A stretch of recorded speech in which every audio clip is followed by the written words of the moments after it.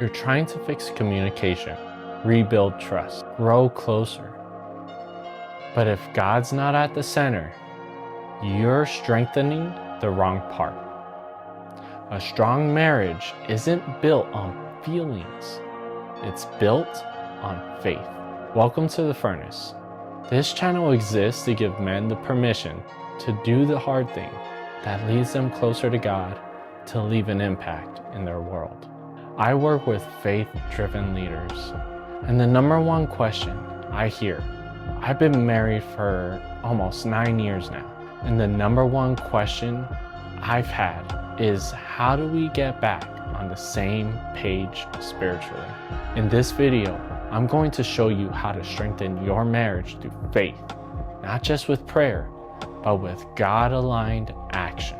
There was a time we were showing up, raising kids, doing life, but we were spiritually disconnected.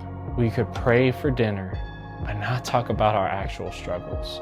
It wasn't until we invited God into our marriage daily that the tension started to break and the intimacy returned. And here's what changed, and how you can do the same. And hey, if you've been struggling to stay consistent in your walk with God, your workouts, or just showing up with purpose each day, I made something for you. It's a free 7-day discipline challenge. Each day gives you a clear task that hits your faith, fitness, and mindset, all grounded in scripture. No fluff, just real action. You can grab it below and start today. Strengthening your marriage can seem like an impossible task, even if you've grown up with this person for years. You may know a lot about them, but you won't know everything. So getting on the same page with your faith is one of the most important things that you can do.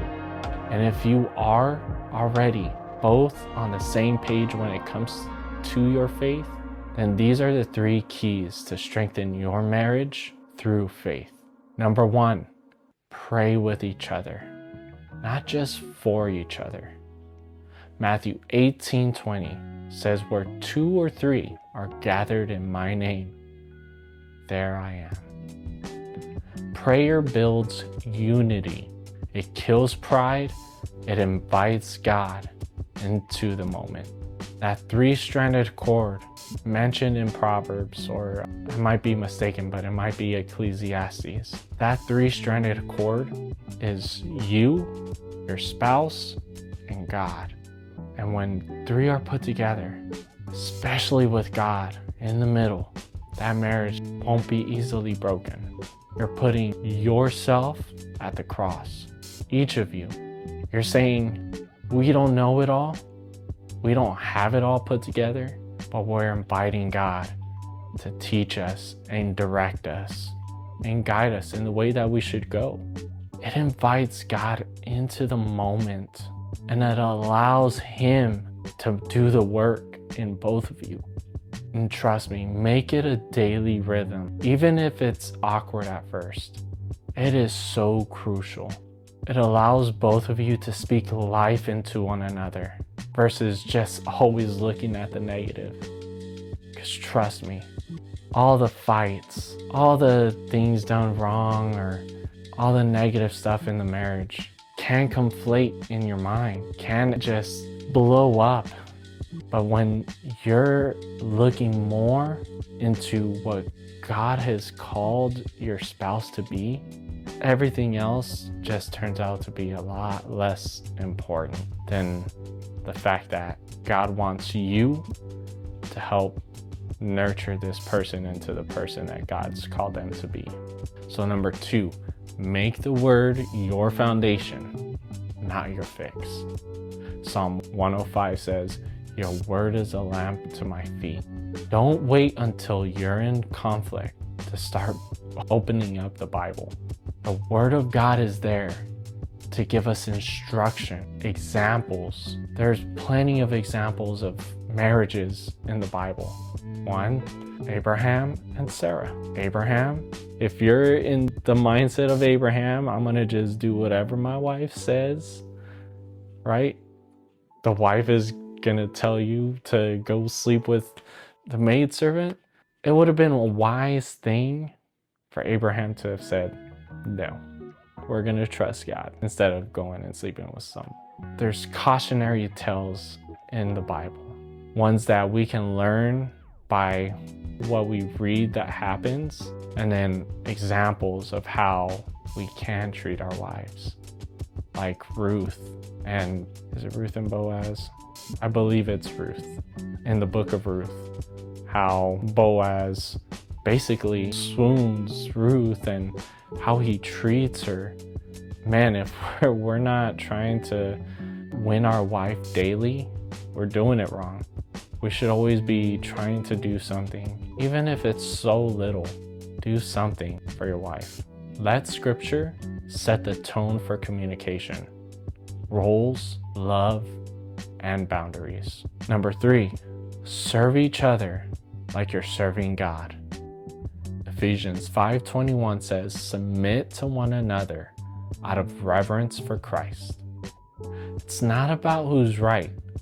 It's about who's willing to love like Jesus. Make your daily priority to be, how can I serve my wife today? How can I outserve my wife today? Make it a game. Make it a competition if you guys are competitive. Don't make it a checklist though. Don't just say, oh, I checked this box, I don't have to do that anymore.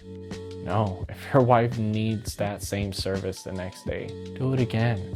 If it's massaging the feet, massage the feet. If it's cooking dinner, cook dinner. But do it out of love. Do it as you're wanting to serve your spouse. Another tidbit, don't throw it in their face. Thank them for their service. Even if they don't thank you back, just thank them anyways, because to be honest, we shouldn't be doing things to get things. We should just do it because that's what God has called us to do. Hence, Ephesians 5:21. Believe me, I get it. You're not always gonna be in the mood to want to do things. That was me. That still is me sometimes. But at the end of the day, my wife, the mother of my children, who's given up her body, who's given up her career, who's given up her time and energy, not just for me, but for the kids, for the house, I should be doing something as well. Maybe you are doing a lot. Yeah, I am doing a lot. I'm working, I'm doing things around the house too, and cooking and cleaning. But it's not about who does more. It's about serving your spouse. It's about being a servant, not about getting something. So remember, you don't need a perfect marriage. You need a faith-filled one. And if you're at a point where something has to change, you're tired of drifting, stuck in bad habits, and feeling like you're wasting your potential, then let's talk. I work with Christian men one-on-one to help them build discipline, kill the stuff that's draining their soul, and start leading with purpose again. If that sounds like the kind of challenge you're ready for, apply using the link below. Drop a comment. We choose faith over frustration. Like and subscribe, and share this with someone who's fighting for their marriage, but forgetting who fights with them. When God is at the center, no attack can hold. So let's rebuild from the inside out. I hope this word found you well. Be blessed.